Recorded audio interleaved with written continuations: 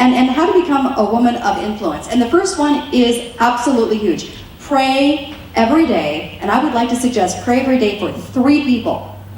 3 people in your life who don't seem to have a genuine relationship with the Lord. If all of you were to pray for 3 people every day, that God would soften their hearts, open up their hearts to receive the gospel, that he would soften their hearts to the gospel, what would happen? Prayer is so powerful. I know of another woman who attends this ministry whose husband told her out of the blue he wanted to divorce her recently.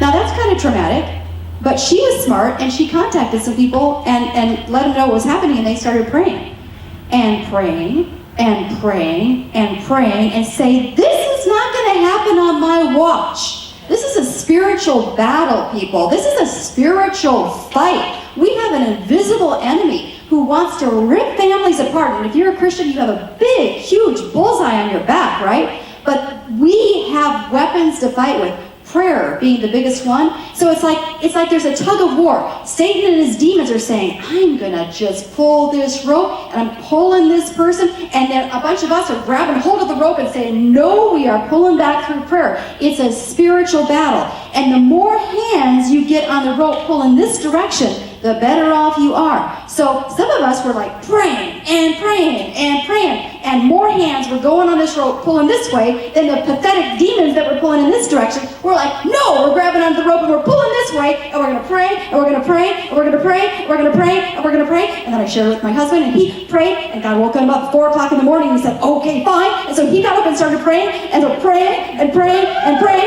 And wouldn't you know, at 4:30 in the morning, that husband told his wife, I think I'll give it another chance. That's what I'm talking about. That's the power of prayer, people. It is a spiritual battle we're in. Every time you have a misunderstanding with your husband, you don't think there's a little enemy jab going at you there that's trying to create the misunderstanding? Absolutely.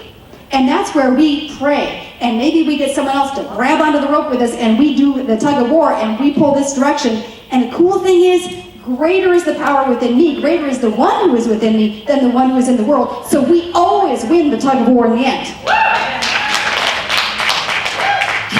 Okay, Ephesians 6:12, just to illustrate what I'm talking about, says our struggle is not against flesh and blood, but against the rulers, against the authorities, against the powers of this dark world, and against the spiritual forces of evil in the heavenly realms.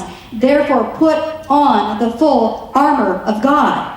And then that passage concludes by saying in verse 18, and pray in the Spirit on all occasions with all kinds of prayers and requests. With this in mind, be alert and always keep on praying for the Lord's people. This is where we win the battle. This is where we win. If you have an unbelieving husband, an unbelieving child, an unbelieving coworker, an unbelieving father, this is where the battle is won. You grab hold of that rope in that tug of war, in that spiritual battle, and you start pulling every day, and you get some other people to pull with you. Okay, number 2, determine to read through all 4 Gospels, which are Matthew, Mark, Luke, and John. Because if you will just do even that much, just read through Matthew, Mark, Luke, and John, you will know the Jesus that you're trying to share with other people. You will know who he is and what he taught. So even if you read nothing else in the whole Bible, could you commit to reading through Matthew, Mark, Luke, and John? Thirdly, ask the Lord to fill you with peace, faith, humility, and mercy every day, so that the people you interact with are attracted to the Jesus they see in you. And isn't humility one of the biggest things?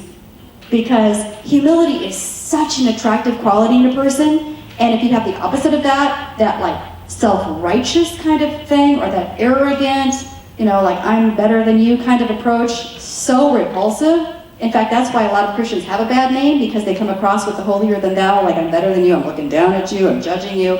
No one really is attracted to that. But what if we were to be humble, merciful, have great faith, and have a peaceful demeanor? So ask God every morning to fill you with peace, faith, humility, and mercy.